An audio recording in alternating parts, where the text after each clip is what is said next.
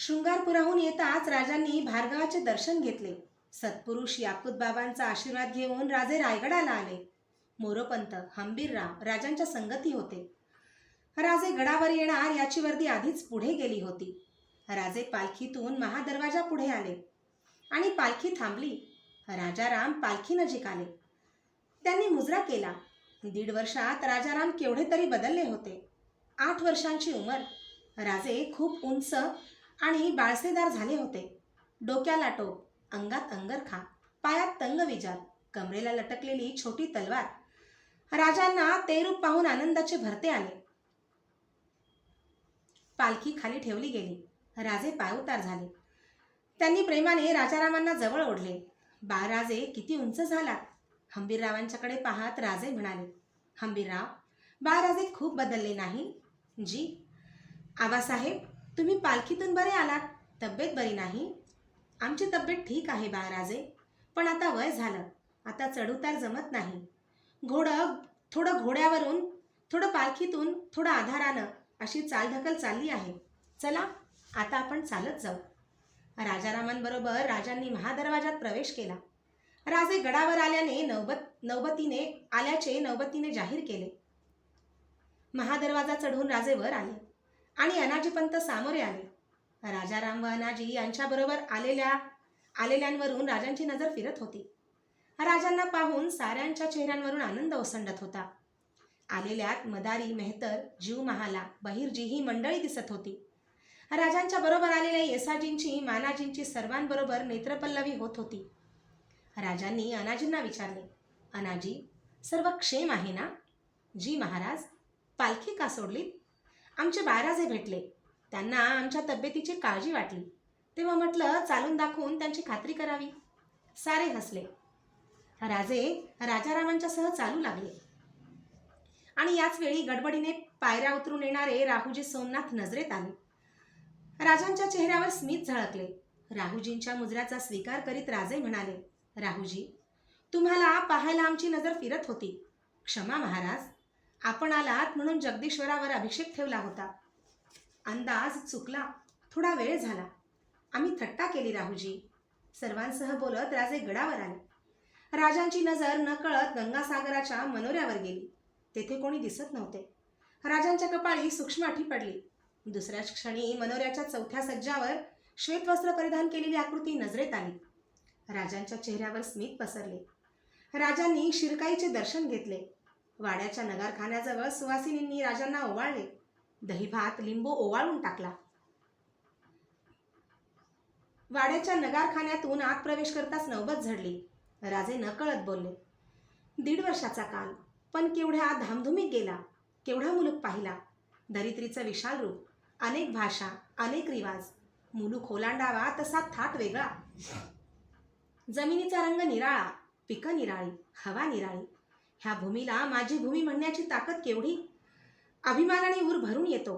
अनाजी, आग्र्यापासून तुंगभद्रेपर्यंत आम्ही फिरलो. या दर्शनानं थक्क झालो. माणूस नुसता फिरला, उघड्या डोळ्यांनी नुसतं त्यानं पाहिलं तरी त्याला काही शिकावं लागणार नाही. सारं ज्ञान त्याला प्राप्त होईल. सर्वांचा निरोप घेऊन राजे राजारामांसह आपल्या महाली आले. महालात उदाचा वास दरवळत होता. श्वेतवस्त्र परिधान केलेली मनोहारी महालात उभी होती. तिच्या हाती टोप देत राजांनी विचारले, मनू, राणीसाहेब कुठं आहेत? मनोहारीचे लक्ष दरवाजाकडे गेले. सोयराबाई महालात आल्या होत्या. राजांची नजर त्यांच्यावर गेली. हिरवागार शालू त्या नेसल्या होत्या. कमरेला सुवर्णपट्टा शोभत होता. नाकात मोत्यांची नथ होती. पायात सोन्याच्या साखळ्या जोडवी घातली होती. रूपसंपन्न सोयराबाईंच्या ते पेहरावाकडे राजे पाहत राहिले. सोयराबाई लाजल्या. असं काय पाहायचं? आज कोणता सण? सण कुठला? मग आज हा शृंगार बरा. सारी 1.5 वर्षानं घरी येते हे विसरणं झालं वाटतं. आपली पावलं गडाला लागली तोच सण नाही का? तेही खरंच. राजे मंचकावर बसले. म्हणाले, आम्ही कर्नाटकातून येताना खूप वस्तू आणल्या आहेत. खरं? हो. महादेवाला की त्या कुठं आहेत हे समजेल. रात्री दाखवू. ते जिन्नस पाहून आश्चर्यानं थक्क व्हाल. सायंकाळी राजे राजसदरेत जाण्याच्या तयारीत होते. महालात सोयराबाई, राजाराम उभे होते. बाळाजी आवजींनी सदरेवर सर्वजण आल्याची बातमी दिली. राजांनी खास पोशाख केला होता. गळ्यातल्या कंठ्यावर राजांचा हात स्थिरावला. राजे महादेवाला म्हणाले, महादेव, आणखीन 2 कंठ दे. महादेवाने दिलेले माणकांचे पाचूंचे कंठे राजांनी परिधान केले. न राहून सोयराबाईंनी विचारले, आज एवढे कंठे बरे? तुमच्या सणाचा दिवस आहे, तसाच आमच्याही. सदरेवर चला ना. आज खऱ्या वैभव संपन्न सदरेचं दर्शन तुम्हाला घडेल. सदरेवर कोणी परके नाहीत. राजांनी सांगितले त्यात काही खोटे नव्हते. राजसदर खाशा सरदारांनी मानकऱ्यांनी सजली होती. अनाजी, मोरोपंत, हंबीरराव, बाळाजी, येसाजी, राहुजी सोमनाथ, आनंदराव वगैरे मंडळी राजांची वाट पाहत होती.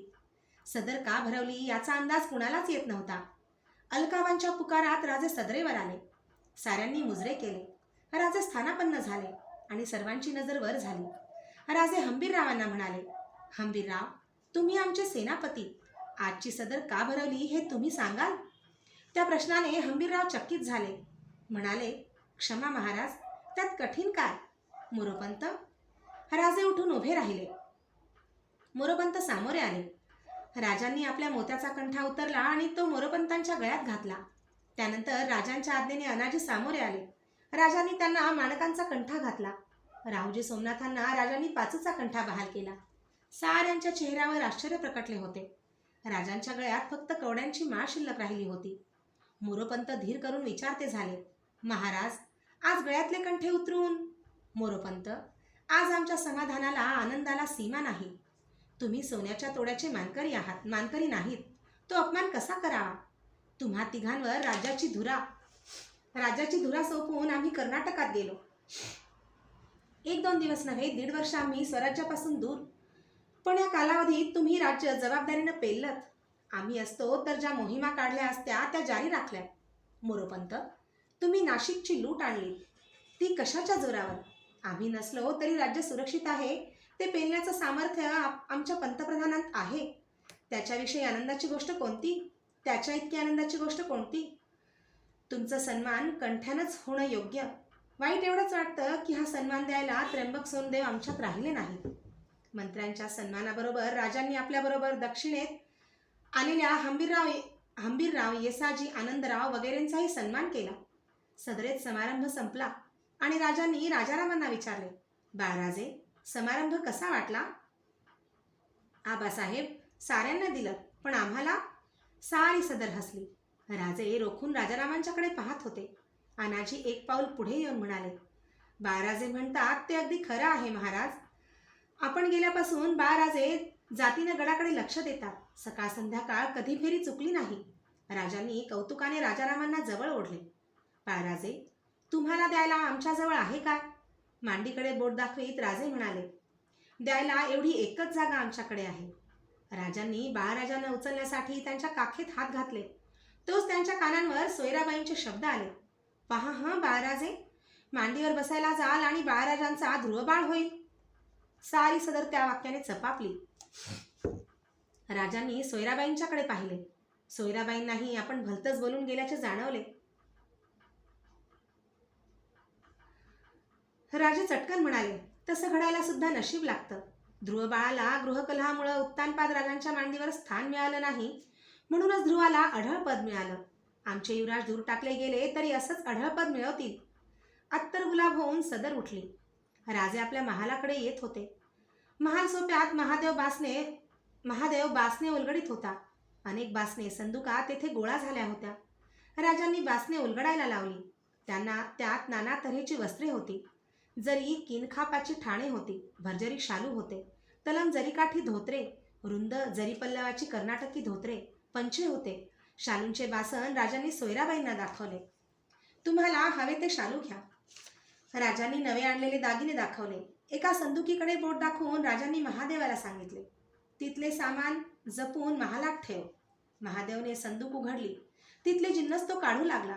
महादेवने हिरवट दिसणारा उंच ठावकीच्या आकाराचा एक दगडी जिन्नस बाहेर काढला. त्याकडे पाहून सोयराबाईंनी विचारले, ते काय? तो विषदीप. विषदीप? हो, त्यानं अन्नाची परीक्षा करता येते. सोयराबाई उद्गारल्या, एवढं आणलं, त्यात हे कशाला अभद्र दर्शन? राणीसाहेब, आम्ही राजे आहोत ना, ते बाळगायला हवं. 7 महाली जाण्याकरिता जरी वस्त्रे दागिने सोयराबाईंच्या हवाली करीत असताना न राहून राजांनी विचारले, आणि धाकटा राणीसाहेब कुठं दिसल्या नाहीत? पुतळाबाई? हो. म्हणजे आपल्याला माहीत नाही? सोयराबाई आश्चर्य दाखवीत म्हणाल्या. आपण कर्नाटकात गेलात आणि राणीसाहेब गडाखाली रायगडवाडीला राहायला गेल्या. ते बरं? त्यांना इथली हवा मानवेना आणि त्यांची व्यवस्था सारी केली. अनाजी जातीनं गेले होते. मीच पाठवलं होतं. वाडा आहे, शिबंदी आहे, दासदासी आहेत, खर्चाची तरतूद आहे. वा! राजे खिन्नपणे हसून म्हणाले. आणखीन काय लागतं माणसाला? पण आश्चर्य आहे. कसलं? या गडाची हवा इतकी खराब आहे. मासाहेबांना ती मानवली नाही, धाकटा साहेबांनाही ती मानवेना. मग आम्हाला कशी मानवते? कदाचित आमची सुदृढ प्रकृती त्याला कारणीभूत असेल. राजांच्या बोलण्याने चकित झालेल्या सोयराबाई राजांच्याकडे पाहत होत्या. पण सोयराबाईंच्याकडे न पाहता राजे महालातून निघून गेले. महाराज गडावर आल्याची बातमी सर्वत्र पसरली होती. राजांना भेटायला अनेक जण येत होते. पावसाळा नजीक आला होता. जिजाबाईंचे वर्षश्राद्ध जवळ आले. श्राद्ध गडावर उरकण्याचे ठरले. राजांनी श्राद्धकर्म आटोपले. राजे 2 प्रहरच्या वेळी हंबीरराव मोरोपंत यांसह गडाखाली जायला निघाले.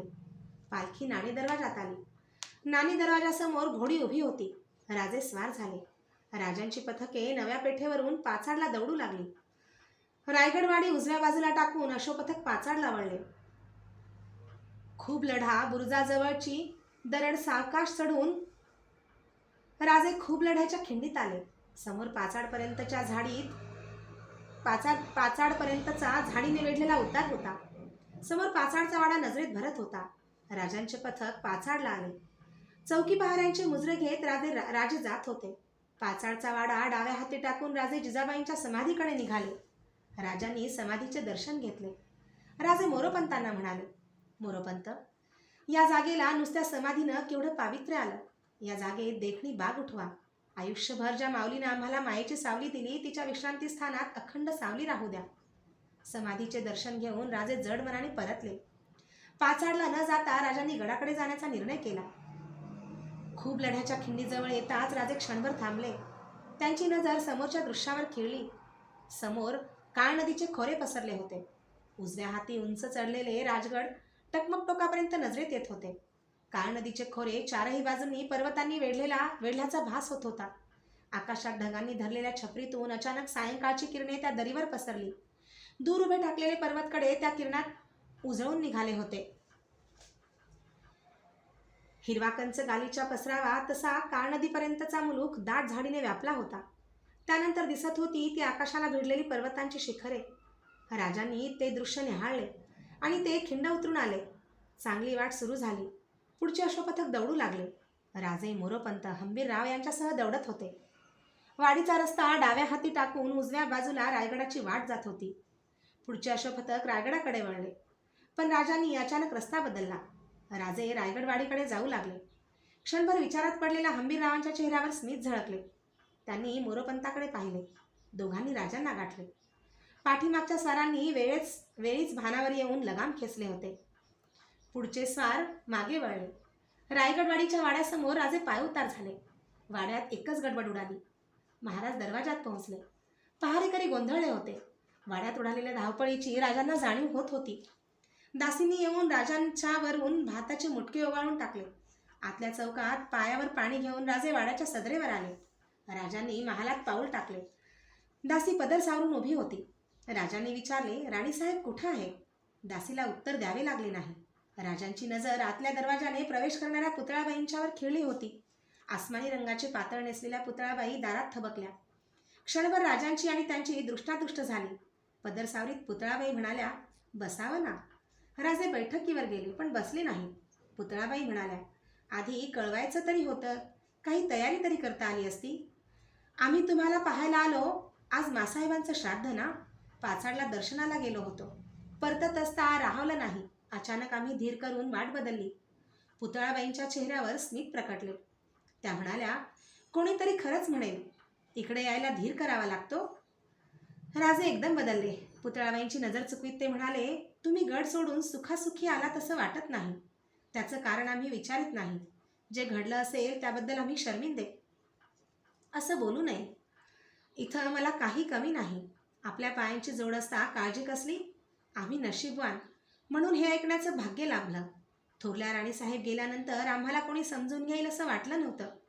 बसावं, कपडे उतरावे ना. आम्ही विसरलोच. आम्ही गडावर जाणार आहोत. संध्याकाळ होत आली. गडावर जायला रात्र होईल. त्यापेक्षा इथं राहून सकाळी, असं म्हणता राजांनी पुतळाबाईंच्याकडे पाहिले. आपला जिरेटोप त्यांच्या हाती देत राजे म्हणाले, ठीक आहे, आम्ही राहू. आम्ही सदरेवर जाऊन येतो. राजे सदरेवर गेले. राजांच्या मुक्कामाची वर्दी गडावर पोहोचवायला सांगून थोड्या वेळाने राजे महाली आले. दिवे लागण झाली होती. राजे बैठकीवर बसले. आतून आलेल्या पुतळाबाईंनी राजांच्या हाती पेला दिला. राजांनी विचारले, काय हे? कोकणातून ताजी आमसूल आली होती, सरबत आहे. वाह, किती दिवसांनी हे सरबत मिळालं. मासाहेब होत्या तोवर हे सरबत उन्हाळ्यात हमखास मिळायचं. त्या गेल्या आणि आमच्या आवडीही कुणाच्या ध्यानी राहिल्या नाही. राजे मोठ्याने हसले. पुतळा, आम्ही सुद्धा विसरलो. राजांचे हसणे थांबले. पुतळाबाईंनी प्रकृतीची चौकशी केली. राजे पूर्ण समाधानाने बोलत होते. पुतळाबाईंनी मध्येच विचारले, शृंगारपूरला जाणं झालं होतं? हो ना, सांगायचं राहीलच. आता तुम्ही लवकर आजी व्हाल. येसूची तब्येत कशी आहे? छान आहे. एकदा आमच्या मनात आलं की तिला रायगडी आणावं. तोच पिलाजीरावांनी ती जबाबदारी घेतली. आम्ही राजे झालो म्हणून सारी जबाबदारी पेलता येत नाही. आणि शंभूबाळ कसे आहेत? छान. शिकारी करतात, संस्कृत काव्य रचतात, ऐशाराम करतात, प्रजा दुवा देते. एवढंच काय, पण कलशांकडून कलशाभिषेक करून घेऊन ते मोकळे झाले. हा कसला अभिषेक? ते राजे बनले. खरं? अगदी खरं. त्यांना आमची भीती वाटली म्हणून हे केलं म्हणे.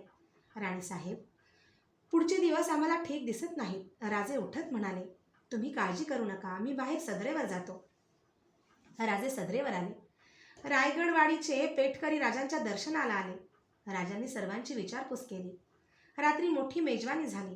रायगडवाडीच्या त्या निवांत वातावरणात राजांना खूप बरे वाटले. सकाळी राजे रायगडावर जाण्याच्या तयारीत उभे होते. राजांनी पुतळाबाईंना सांगितले, काही लागलं सवरलं तर आम्ही नसलो तर मोरोपंतांना निरोप पाठवा. पुतळाबाईंनी मान डोलावली. त्यांनी खालच्या मानेने विचारले, परत कधी दर्शन? राणीसाहेब, आमची इच्छा तुम्ही जाणता. उसंत मिळेल तेव्हा आम्ही इथं आल्याखेरीज राहणार नाही.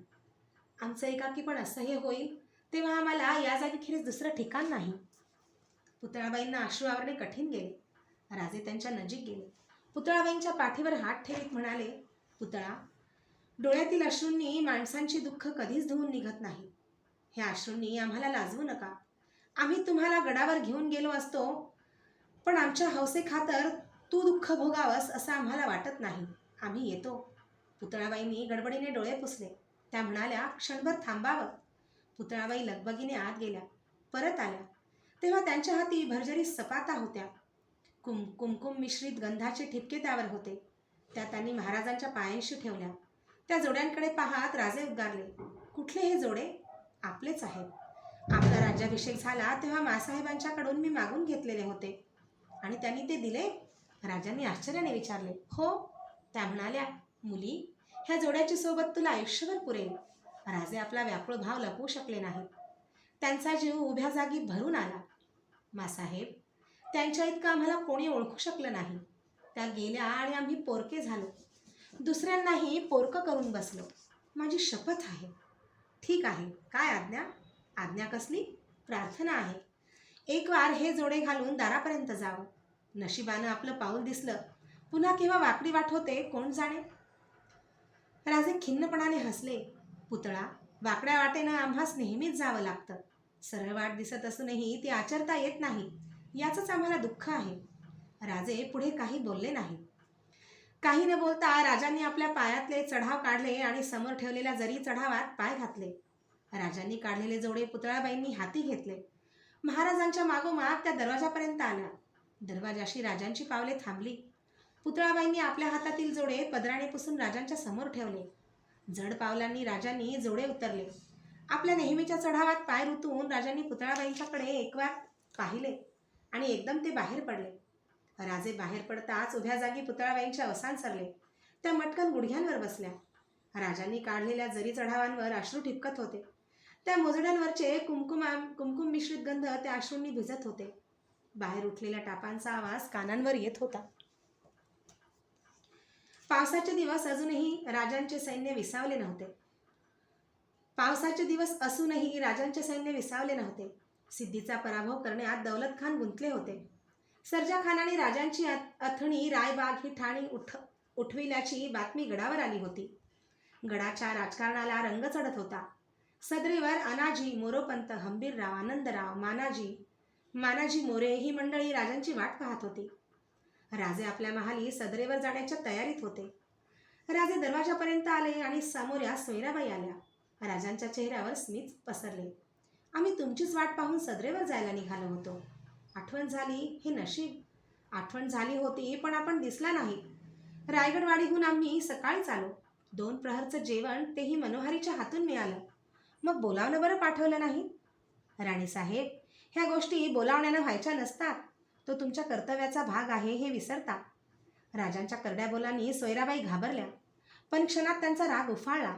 धाकट्याबाईंनी हा रिवाज नजरेत आणून दिला वाटतं. तिथं रिवाज नाही राणीसाहेब, तिथं फक्त जबाबदारीची जाणीव आहे. धाकट्याबाईंनी आमच्याविरुद्ध तक्रार केली वाटतं. राजांची नजर सोयराबाईंच्यावर स्थिरावली. राजे म्हणाले, बिलकुल नाही. असं तुम्ही काय केलं की त्यासाठी त्यांनी तक्रार करावी? स्वतःला सावरून घेत सोयराबाई गडबडीने म्हणाल्या, नाही, उगाच विचारलं. आम्ही सदरेकडे जातो. राजे दरवाजाकडे जात असता एकदम थांबले. माघारी पाहत त्यांनी विचारले, राणीसाहेब, तुम्ही कधी आमसुलाचं सरबत प्याला? नाही बाई, मला ते मुळीच आवडत नाही. वाटलंच आम्हाला. राजे हसले आणि महालाबाहेर गेले. त्या हसण्याचा अर्थ सोयराबाईंना समजला नाही. राजे सदरेवर आले. राजे मोठे प्रसन्न दिसत होते. राजांनी अनाजी, मोरोपंत यांना नवीन खबरा विचारल्या. मोरोपंतांनी सर्जा खानाने रायबाग, आथणी येथील ठाणी उठवल्याचे सांगितले. ठीक आहे, त्याला उत्तर देता येईल. शत्रूची जी चाल आहे त्या चालीनं त्याला उत्तर दिलं की त्याला लवकर अक्कल येते. हंबीरराव, आमच्या फौजा विजापूर मुलखात पाठवा. लक्ष्मेश्वर, गदग या पेठा लुटून फस्त करा. मोरोपंत, अनाजी, आता स्वस्थ बसण्याचे दिवस संपले. दिलेर खान आला आहे, तो विजापूर संपवण्याच्या हेतूनच उतरला आहे. पण हे आदिलशाहीला समजत नाही. पण ते समजून येईपर्यंत आपल्याला स्वस्थ बसता येणार नाही. दिलेरचं लक्ष आमच्याकडे वळलं तर सावध असावं. म्हणून आम्ही पन्हाळ्याला फौज गोळा केली आहे. आनंदराव, पन्हाळ्याला चला. मोरोपंत, तुमच्या फौजा मोगलाईत जाऊ द्या. आमच्या राज्याच्या 4ही कक्षांवर आमच्या राज्याची दहशत निर्माण करा. तिची जाणीव दिलेर खानला व्हायला हवी. रायगडहून भराभर हुकूम सुटले. जेधे, आनंदराव, मानाजी मोरे वगैरे सरदार कामगिऱ्या घेऊन बाहेर पडले. पावसाळा कमी होताच राजांनी पन्हाळ्याला जाऊन लढावयाचे ठरवले. गडावर पावसाने झड धरली. तसेच मराठी फौजेने विजापूर भागात थैमान घातले. मराठी फौजेने मुलगुंड, लक्ष्मेश्वर, गदग या पेठा लुटल्या. आदिलशाहीची लूट गडावर येऊन थडकली.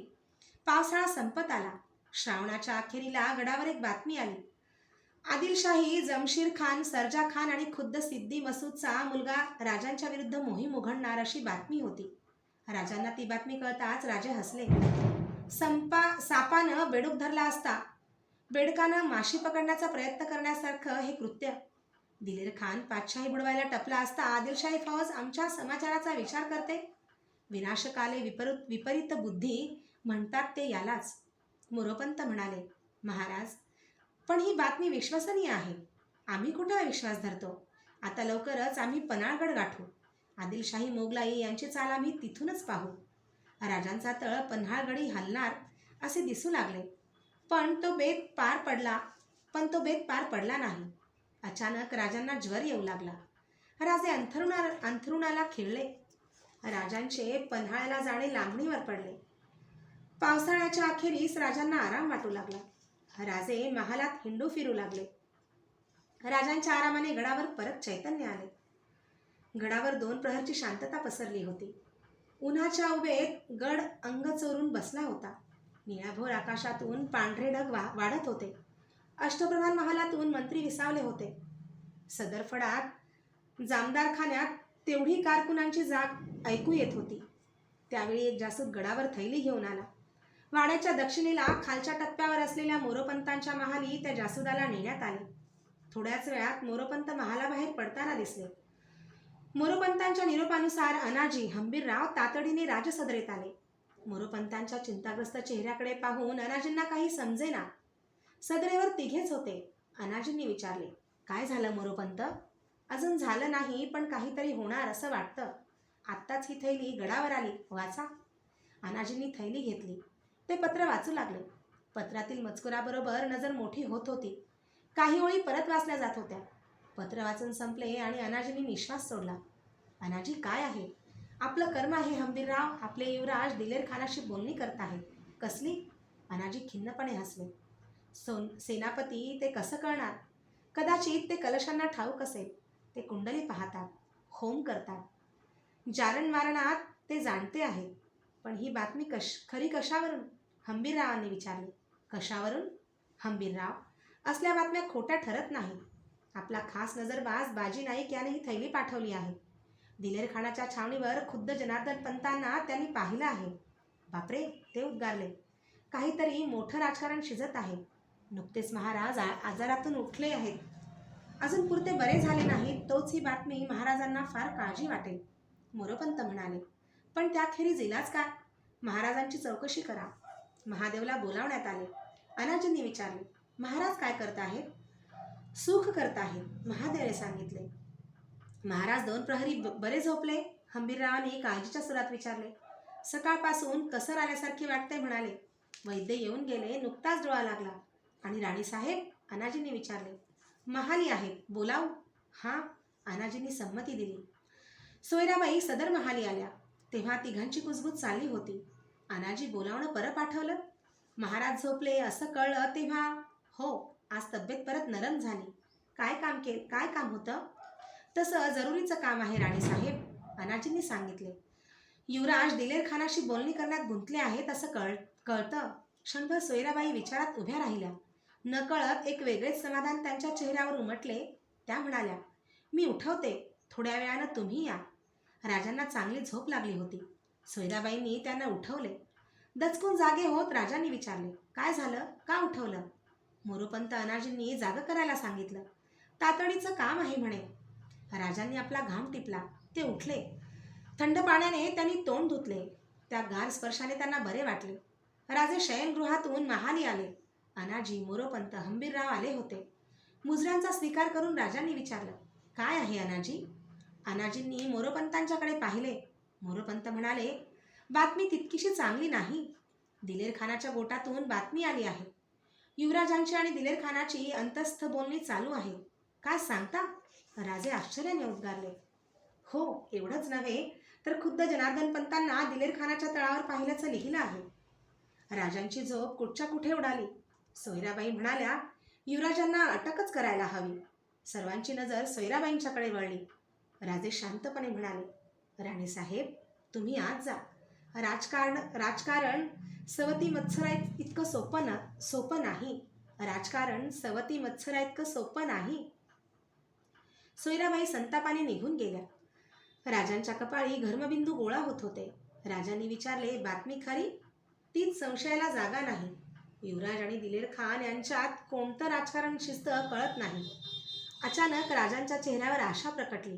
अनाजी, युवराजांना आम्ही ओळखतो. ते व्यसनी असतील. थोडा वयाचा वाह्यातपणाही असेल, पण ते युवराजच आहेत. स्वतःच्या आयुष्याशी खेळ खेळतील, पण राज्याशी द्रोह करणार नाही. एक ना एक दिवस अशी करामत आम्ही करून दाखवू की आबासाहेब, तुम्ही देखील चकित व्हाल, असं ते म्हणाले होते. शहजादा मुअज्जमचा आणि युवराजांचा स्नेह जाहीर आहे. तसंच दिलेर आणि शहजादा यांचं वैरही. इकडे दिलेरशी बोलणी करीत एक दिवस खुद्द शहजादे युवराजांनी आमच्या आश्रयाला आणले, तरी आम्हाला त्यांचं नवल वाटणार नाही. कोणी काही बोलले नाही. आपल्या आशावादाची राजांना शंका आली. त्यांच्या मनात शंका उभी ठाकली. पण काही झालं तरी धोका पत्करता येणार नाही. अनाजी, तुमचा सल्ला काय आहे? महाराज, याची शहानिशा लागेपर्यंत युवराजांना स्थानबद्ध करावं. जनार्दन पंतांना अटक करावी. अनाजी, याखेरीज दुसरा उपाय मला दिसत नाही महाराज. माझ्या हेतूबद्दल शंका न धरावी. नाही अनाजी, तुम्हाला काय म्हणायचं आहे ते आम्हाला कळतं. आमची प्रकृती बरी असती तर आम्ही असेच शृंगारपूरला गेलो असतो. राजे विचारात मग्न होते. अनेक विचार मनात उठत होते. राजे एकदम उभे राहिले. मोरोपंत, शृंगारपुराभोवती आपल्या नजरबाजांचं जाळं टाका. येसाजीला खास कुमक देऊन शृंगारपूरला राहायला सांगा. आम्ही आजच परळीला येण्याची युवराजांना आज्ञा करू. युवराज परळीला आले तर आम्ही पन्हाळ्याला जाताना त्यांना भेटू. समर्थांचा सहवास घडेल, मन स्वच्छ होईल. युवराजांच्यासह आम्ही पन्हाळ्याला जाऊ. नाजूक हातांनीच हे पेच सोडवायला हवे. राजांचे पत्र घेऊन स्वार शृंगारपूरला रवाना झाला. सूर्यास्ताची वेळ झाली होती. राजांच्या मनात चिंतेचे मोहोळ उठले होते. राजांच्या अंगात थंडी भरत होती. सारे अंग तीमुळे शहारत होते. गडाचा प्रत्येक दिवस अखंड चिंतेचा बनला होता. शृंगारपुराकडे असंख्य हेर गुंतले होते. येसाजीचे पथक केव्हाच रवाना झाले होते. आपल्या प्रकृतीचा विचार न करता राजे फिरत होते. गडावर येणाऱ्या प्रत्येक बातमीची राजे जातीने चौकशी करीत होते. गडावरच्या सर्व दैवांना राजे अभिषेक सुरू केले होते. शुक्रवारचा दिवस होता. सायंकाळच्या वेळी राजे शिरकाईच्या दर्शनासाठी आले होते. संगती मोरोपंत हंबीरराव होते. राजांनी देवदर्शन घेतले. राजे होळी चौकात उभे होते. मधून मधून पिलखान्यातून गजेंद्राचे ओरडणे ऐकू येत होते. राजांनी विचारले, हंबीरराव, गजेंद्र का ओरडतो? माझाला आला आहे, त्यामुळं 2 दिवस बेचैन आहे. आज सकाळीच हत्तीखान्यात पोहताना त्याला पाहिला. माज उतरेपर्यंत त्याच्यावर लक्ष ठेवायला सांगा. गडाची जागा बंदिस्त, कुठं मोकळा सुटला तर आवरायचा नाही. जी. त्याचवेळी राजाराम येताना दिसले. राजाराम नजीक आले. त्यांच्या चेहऱ्यावर रुसवा दिसत होता. त्यांनी तक्रार केली, आबासाहेब, तुम्ही बाहेर आलात, मग आम्हाला का हाक मारली नाही? विसरलो खरं. राजे त्यांना जवळ घेत म्हणाले, आम्ही सदरेवरून तसेच इकडे आलो. राजे हंबीररावांना म्हणाले, हंबीरराव, कुठं मन रमत नाही, काही सुचेनासं झालं आहे. राजांनी राजारामांकडे पाहिलं. आपली दोन्ही बोटे राजारामांच्या समोर धरीत राजे म्हणाले, बाळराजे, बोट धरा. राजारामांनी बोट धरले. राजांनी त्यांना एकदम जवळ ओढले. ते राजारामांना म्हणाले, बाळराजे, छान कल दिला. तसं घडलं तर आम्ही तुम्हाला बक्षीस देऊ. काय बक्षीस देणार आबासाहेब? मागाल ते. राजांची नजर हंबीररावांच्याकडे गेली. क्षणभर त्यांचा राजांना विसर पडला होता. राजे किंचित वरमले. हंबीरराव, मन कातर झालं की माणूस साध्या कौलात देखील दिलासा शोधतो नाही? आबासाहेब बघा, राजाराम म्हणाले. राजांनी पाहिले. अनाजी धावत येत होते. पळताना पायातले धोतर वाऱ्यावर उडत होते, पायांना अडत होते. ते सावरीत अनाजी धावत येत होते. राजे ताठरल्या अंगाने अनाजींच्याकडे पाहत होते. राजाराम अनाजींचे रूप पाहून हसत होते. अनाजी नजीक आले. त्यांच्या चेहऱ्यावर आनंद ओसंडत होता. महाराज, चांगली खबर आली, सांगा अनाजी. राजे उत्तावे झाले. अनाजींना धाप लागली होती. ते म्हणाले, शृंगारपुरून खबर आली आहे. युवराज परवा आज्ञेप्रमाणे गेले. कुठं? परळीला. काय सांगता? युवराज आमच्या आज्ञेनुसार परळीला दाखल झाले. राजे उद्गारले. काय बोलावे हे राजांना सुचत नव्हते. त्यांनी राजारामांना एकदम उचलले आणि त्यांचा मुका घेतला. बाळराजे नाचले. त्या बातमीने सारेच आनंदित झाले होते. राजे तसेच वळले. शिरकाईसमोर उभे राहिले. त्या अष्टभुजेपुढे त्यांनी मस्तक टेकवले. राजे उठले. त्यांचे समाधान मनात मावत नव्हते. राजे म्हणाले, अनाजी, उभ्या आयुष्यात आम्ही एवढी आनंदाची बातमी ऐकली नाही. गेले 4 दिवस अहोरात्र आम्ही काळजीत जळत होतो. क्षणभर मनाला शांतता लाभली नाही. काही सुचलं नाही. मन केवढं पापी. वैरीसुद्धा चितणार नाही अशा कल्पना मनात उठत होत्या. जीवाचा थरकाप होत होता. युवराजांनी खरोखरच लाज राखली. मोरोपंत म्हणाले, आम्ही युवराजांना ओळखतो. शंभू हवं ते करेल, पण आमचा शब्द कधीही डावलणार नाही. आमचा सारा भरोसा त्याच्यावर आहे, हे तो जाणतो. शंभूबाळ कितीही पुढे गेले तरी आमच्या हाकेला परतल्या वाचून राहणार नाही, याची आम्हाला खात्री आहे. जगदंबेनं यश दिलं, सारं मिळालं. अनाजी, येत्या पुनवेला गडाच्या सर्व मंदिरावर दीपोत्सव करा. साऱ्या देवदेवतांना अभिषेक करा. राजांच्या त्या प्रसन्न आनंदित रूपाने साऱ्यांना समाधान वाटत होते. राजांची मान ताठ झाली होती. अनाजींच्या खांद्यावर हात टाकीत राजे म्हणाले, अनाजी, चला, परळीला पत्र पाठवायला हवं. युवराजांचं कौतुक करायला हवं. साऱ्यांनी पावले उचलली. राजारामांनी विचारले, आबासाहेब, मागू ते देईन म्हणाला होता. राजे वळले. साऱ्यांच्या चेहऱ्यावर हसून म्हटले. राजांनी विचारले, मागा वरमब्रूही, मागू? हो हो, मागा ना. आम्ही 7 महालात राहतो. सारे चिडवतात. आम्ही आता लहान नाही. आम्हाला स्वतंत्र महाल हवा. हत्तीच्या. मग हवा तो महाल घ्या.